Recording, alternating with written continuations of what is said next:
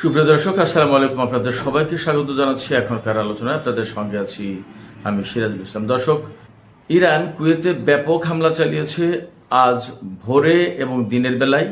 তাতে বহু মার্কিন সেনা হতাহত হয়েছে এবং অন্তত 6টি বড় ধরনের বিমানের হ্যাঙ্গার ধ্বংস হয়েছে, ইরান দাবি করেছে এটি।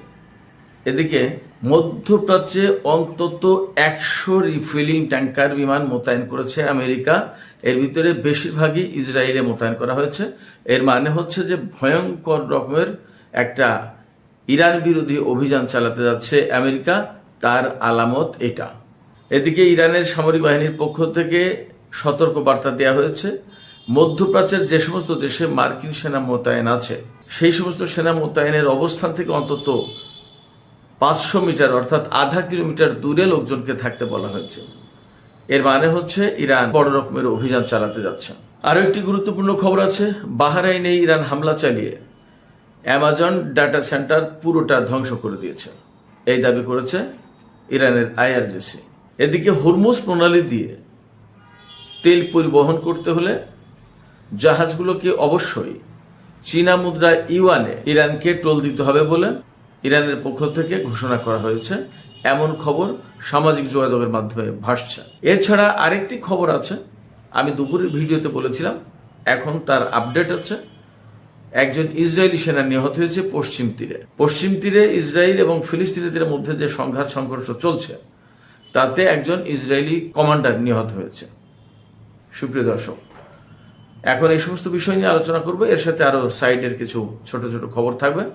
আশা করি আপনারা শেষ পর্যন্ত সঙ্গে থেকে এই আলোচনা উপভোগ করবেন। আর ভিডিও যদি ভালো লাগে তাহলে লাইক কমেন্ট শেয়ার করবেন এবং চ্যানেলটি সাবস্ক্রাইব করে সাথেই থাকবেন। দর্শক, চলুন আমরা বিস্তারিত আলোচনা করি। আজ সকালে অর্থাৎ 24শে জুলাই সকালে ইরান কুয়েতে ব্যাপক হামলা চালিয়েছে এবং প্রধান টার্গেট ছিল আলী আল সালেম বিমান ঘাঁটি। এই সমস্ত হামলায় ইরান বেশিরভাগই আরাস ড্রোন ব্যবহার করেছে।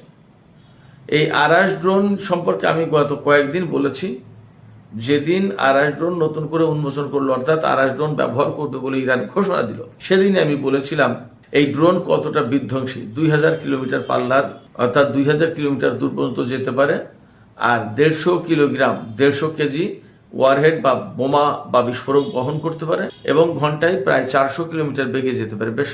বেশ গতিসম্পন্ন। 400 কিলোমিটার মানে খুব সহজ ব্যাপার না। এই ড্রোন ইরান ব্যাপকভাবে কাজে লাগাচ্ছে। এটা কামিকাজে অর্থাৎ আত্মঘাতী ড্রোন, একেবারে সুনির্দিষ্ট লক্ষ্যে গিয়ে আঘাত আনে, বিস্ফোরিত যায়, যে লক্ষ্যে আঘাত আনলো সেই লক্ষ্য শেষ।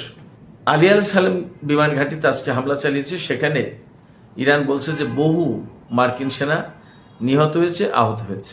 আর এর সাথে ওই আলী আল সালেম বিমান ঘাঁটিতে অন্তত 6টি হ্যাঙ্গার ধ্বংস হয়েছে। সেখানে ড্রোন ছিল নাকি বিমান ছিল পরিষ্কার না, বাট সম্ভবত বিমানের হ্যাঙ্গার। এটা যেহেতু বিমান ঘাঁটি এবং আলী আল সালেম বিমান ঘাঁটিটা কুয়েতে আমেরিকার খুব গুরুত্বপূর্ণ বিমান ঘাঁটি, সেখানে বিমানের হ্যাঙ্গারই হওয়ার কথা। 6টি বড় বড় হ্যাঙ্গার ধ্বংস হয়েছে।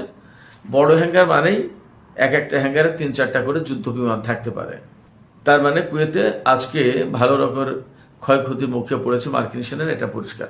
এরপরে একইভাবে বাহরাইনের আমাজন ডেটা সেন্টার, আমেরিকার খুবই গুরুত্বপূর্ণ ডেটা সেন্টার, এই ডেটা সেন্টারে ইরান আজকে আবার নতুন করে হামলা চালিয়েছে এবং এবার ইরানের পক্ষ থেকে বলা হয়েছে যে এই ডেটা সেন্টার একদম কমপ্লিটলি ধ্বংস করা হয়েছে, একদম শেষ। তার মানে মধ্যপ্রাচ্যকে কেন্দ্র করে আমেরিকা এই যে সাইবার, তারপরে ডিজিটাল এবং এই সমস্ত ডেটা ক্লাউড, এই সমস্ত গুগল, কত কিছুর যে কেন্দ্র করে তুলেছিল, যোগাযোগ নেটওয়ার্ক সৃষ্টি করেছিল, এগুলো কিন্তু এখন সব ধ্বংস হয়ে যাচ্ছে, ঝরে ঝরে পড়ছে।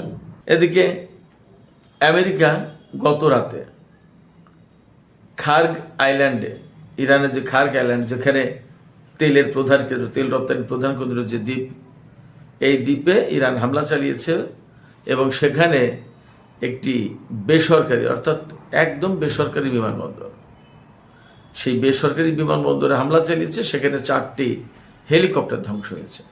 এই হেলিকপ্টারগুলো কমপ্লিটলি বেসামরিক কাজে ব্যবহার করা হতো, বিশেষ করে সাগরে কোনো সুবিধা অসুবিধা বিপদ আপদে পড়লে তাদের উদ্ধারের জন্য এই হেলিকপ্টারগুলো ব্যবহার করা হতো। এই হেলিকপ্টারগুলো ধ্বংস করা হয়েছে।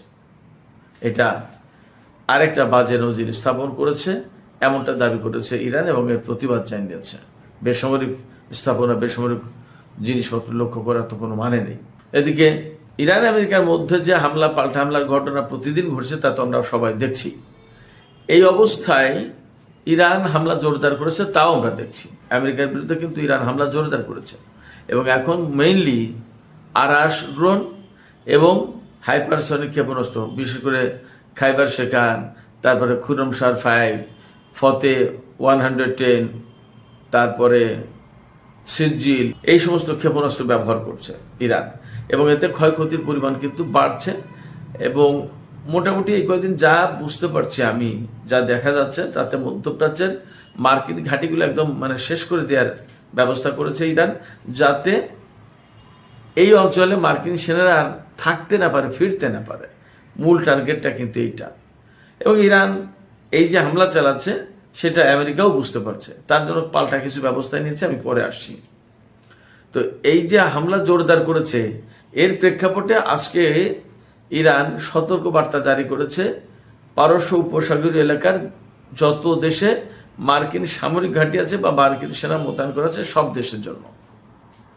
এই সতর্ক বার্তায় বলা হয়েছে যে যে সমস্ত দেশে এবং যে সমস্ত জায়গায় মার্কিন সেনাদের অবস্থান আছে, অর্থাৎ সেনা ঘাঁটি আছে বা ফাঁড়ি আছে বা ছোট ছোট ব্যারাক আছে, তারপরে সামরিক ঘাঁটি আছে, বিমান ঘাঁটি আছে, এমনকি ঘাঁটি ভেঙে চুরে যাওয়ার কারণে যদি অস্থায়ীভাবে কোনো ক্যাম্প সৃষ্টি করে বা ক্ষেপণাস্ত্র বা র্যাডার বা এরকম কোনো কিছু যদি মোতায়েন করা থাকে, ক্ষেপণাস্ত্র প্রতিরক্ষা ব্যবস্থা, তো সেই সমস্ত জায়গা থেকে অন্তত 500 মিটার দূরে, অর্থাৎ আধা কিলোমিটার দূরে সাধারণ লোকজনকে থাকতে বলা হয়েছে, যাতে এই সমস্ত মানুষ কোনো মতেই মার্কিন সেনাদের কাছে, সেনা ঘাঁটির কাছে, সেনা ব্যারাকের কাছে, সামরিক প্রতিরক্ষা সরঞ্জাম যে সমস্ত মোতায়েন করা আছে সেগুলোর ধারে কাছে যাতে না আসে।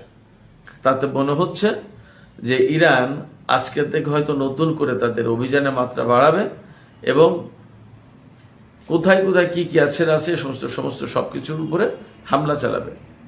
এবং আমেরিকার পক্ষ থেকে কিন্তু একটা বিষয় মোটামুটি স্বীকার করা হচ্ছে। ইরান গত কয়েকদিন আগে বলেছিল যে জর্ডানে বা বাহরাইনে যে সমস্ত হামলা চালিয়েছে ইরান, খুব লেটেস্ট হামলা এবং অনেক বড় ক্ষয়ক্ষতি হয়েছে।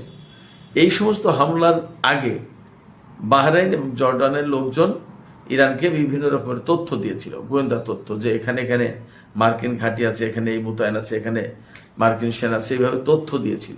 পশ্চিমা গবেষকরা, বিশ্লেষকরা বলছেন যে রাশিয়ার কাছ থেকে, চীনের কাছ থেকে যেমন স্যাটেলাইট তথ্য বা স্যাটেলাইটের সমস্ত সুবিধা পাচ্ছে, তার চেয়ে বড় কথা ইরান তাদের নিজেদের সূত্র থেকে এবং তাদের নিজেদের গোয়েন্দা শাখার লোকজনের মাধ্যমে, তাদের সাথে যুক্ত বিভিন্ন দেশের লোকজনের মাধ্যমে ইরান তথ্য পাচ্ছে এবং খুবই অ্যাকুরেট তথ্য পাচ্ছে। এবং সেই তথ্যের ভিত্তিতে ইরান মার্কিন সামরিক বাহিনীর উপরে, মার্কিন ঘাঁটিগুলোর উপরে, মার্কিন সামরিক স্থাপনার উপরে হামলা চালানোর সুযোগ পাচ্ছে।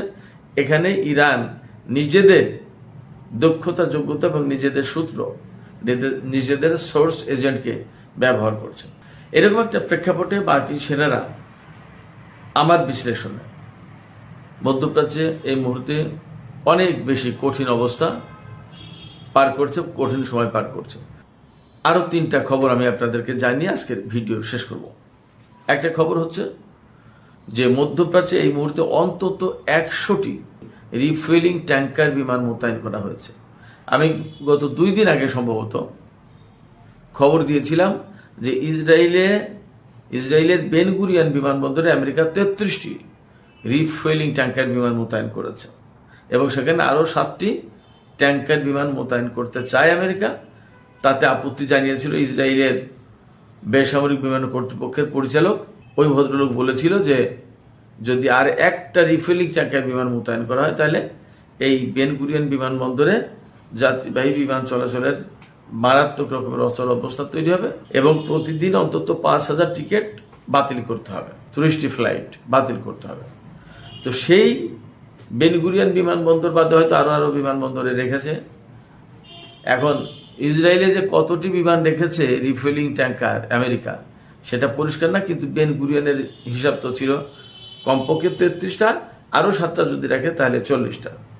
এবং আমি যে খবর উল্লেখ করছি সেই খবরে বলা হয়েছে যে 100টি রিফুয়েলিং ট্যাঙ্কার যে মধ্যপ্রাচ্যে মোতায়েন করা হয়েছে তার ভিতরে বেশিরভাগই আপনার ইসরায়েলে।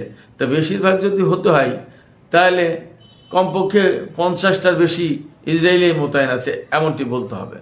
আরও জায়গায় হয়তো তুরস্কে মোতায়েন আছে, আজারবাইজানে মোতায়েন থাকতে পারে, এরপরে সিরিয়াতে মোতায়েন করতে পারে, ইরাকের আর কোন কোন গোপন ঘাঁটি আছে এবং কোথায় মোতায়েন করেছে কে জানে। অনেক ব্যাপার থাকতে কোথায় কোথায় মোতায়েন করেছে আমরা তো কেউ জানি না। সংযুক্ত আরব আমিরাতের গভীর অভ্যন্তরে বা সৌদি আরবে মোতায়েন করতে পারে। সৌদি আরবের সাথে পরমাণু চুক্তি হয়েছে, যদিও সে পরমাণু চুক্তি নিয়ে নানা রকমের কথাবার্তা টানা পোড়ানোর গল্প শোনা যাচ্ছে, দেখা যাক কি হয়। তো এই যে রিফুয়েলিং ট্যাঙ্কার মোতায়েন করলো আমেরিকা মধ্যপ্রাচ্যে 100 অন্তত, এর কারণ কি? এর কারণ হচ্ছে খুব ইমিডিয়েটলি ইরানের বিরুদ্ধে আমেরিকা ভয়াবহ রকমের সামরিক অভিযান চালাবে, হামলা চালাবে। মার্কিন প্রেসিডেন্ট ডোনাল্ড ট্রাম্প তো বলেছেন যে আমরা এমন হামলা চালাবো যা নজির নেই, নজিরবিহীন হামলা। ইরানে এর আগে কখনো এত বড় হামলা চালানো হয়নি। এমনকি যে 40 দিনে যা যুদ্ধ হয়েছে সেই যুদ্ধের চেয়েও বড় হামলা চালাবে এখন। তো যার কারণে 100টি রিফিলিং ট্যাঙ্কার জড়ো করতে হয়েছে এখানে। তার মানে বহু সংখ্যক যুদ্ধ বিমান এই হামলায় অংশ নেবে এবং মনে হচ্ছে ইরানকে মাটির সাথে একদম মিশিয়ে দেবে, তামা তামা করে দেবে। এখন ইরান এটা কিভাবে মোকাবেলা করে দেখা যাক, তারা কিভাবে কি প্রস্তুতি নিচ্ছে এবং আদৌ এই হামলা হবে কিনা সেটাও একটা প্রশ্নের ব্যাপার।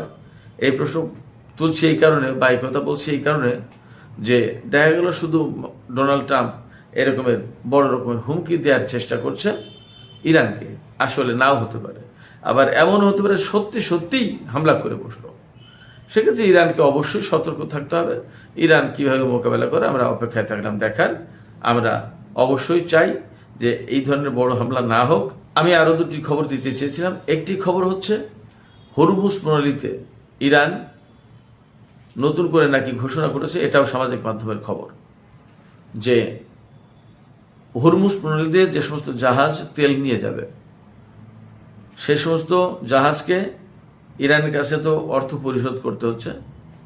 তো এই অর্থ চীনা মুদ্রা ইউয়ানে দিতে হবে, ডলারে দিলে হবে না। তার মানে ইরান, রাশিয়া এবং চীন ডলারাইজেশন যে প্রক্রিয়াটা শুরু করেছে এবং ডলার ব্যবহার না করে, ডলার ব্যবহারকে অনুৎসাহিত করে চীনা মুদ্রায় যে ব্যবসায়িক লেনদেন সম্পন্ন করার চেষ্টা তারা চালিয়ে যাচ্ছে, সম্ভবত সেই চেষ্টাকে এখন নতুন করে জোরদার করা হলো এবং সম্ভবত এটা নতুন একটা মাত্রা পাবে ডলারাইজেশনের ক্ষেত্রে। দেখা যাক আসলে কতটুকু সফল হয়। ফিলিস্তিনি প্রসঙ্গ আমি দুপুরের ভিডিওতে জানিয়েছি যে পশ্চিম তীরে ফিলিস্তিনি জনগণ এবং ইসরায়েলিদের ভেতরে সংঘর্ষ হয়েছে। সেখানে সংঘর্ষের সময় ইসরায়েলি সেনারা সরাসরি ইসরায়েলি বসতি স্থাপনকারীদের পক্ষে দাঁড়িয়ে ফিলিস্তিনিদের উপর গোলাগুলি চালিয়েছে এবং সেখানে 4 ফিলিস্তিনি নিহত। ওই ঘটনায় একজন ইসরায়েলি নিহত হয়েছিল এবং বেশ কয়েকজন আহত হয়েছিল। আহতদের মধ্যে একজন গুরুতর ছিল। এর ভিতরে নতুন খবর পাওয়া যাচ্ছে যে ফিলিস্তিনিদের হামলায় ইসরায়েলের একজন সেনা কমান্ডার নিহত হয়েছে এবং আরও একজন সেনা আহত হয়েছে। এই অবস্থার পর ইসরায়েলি সামরিক বাহিনী পশ্চিম তীরে কিন্তু ব্যাপক কড়াকড়ি আরোপ করেছে। যে এলাকায় বা যে গ্রামে সংঘর্ষ হয়েছে সেই গ্রামের সাথে শহরের যোগাযোগ ব্যবস্থা একদম বিচ্ছিন্ন করে দিয়েছে, সামরিক বাহিনী ঘেরাও করে রেখেছে এবং আমি আশঙ্কা করছি সেখানে আজকে রাতে প্রচণ্ডভাবে সামরিক বাহিনী চড়াও হবে, বহু লোক হতাহত হবে, তাদেরকে বহু লোককে গ্রেপ্তার করবে, আটক করবে, মোটামুটিভাবে এটা বোঝা যাচ্ছে। তো সুপ্রিয় দর্শক, এখনকার আলোচনা এখানে শেষ করতে চাইছি। এই যে মধ্যপ্রাচ্যে 100 রিফিলিং ট্যাঙ্কার মোতায়েন করেছে আমেরিকা, আর এপাশে ইরান মধ্যপ্রাচ্যের দেশগুলোর নাগরিকদেরকে মার্কিন ঘাঁটি থেকে অন্তত আধা কিলোমিটার দূরে থাকার হুঁশিয়ারি উচ্চারণ করেছে, সতর্কবার্তা দিয়েছে। এই দুটো খবর থেকে কি আমরা ইরান এবং আমেরিকার মধ্যে ভয়াবহ রকমের সংঘাতের কোনো আলামত বা সম্ভাবনা বা আশঙ্কা আমরা অনুভব করছি কিনা? আপনাদের কি মনে হয়? আপনাদের মতামত কমেন্টে জানাতে পারেন। আর ভিডিও ভালো লাগলে আবারও বলি, লাইক কমেন্ট শেয়ার করবেন এবং চ্যানেলটি সাবস্ক্রাইব করে সাথেই থাকবেন। দর্শক, এখনকার আলোচনা এখানে শেষ করতে চাইছি। আপনারা সবাই অনেক অনেক ভালো থাকুন। আল্লাহ হাফেজ।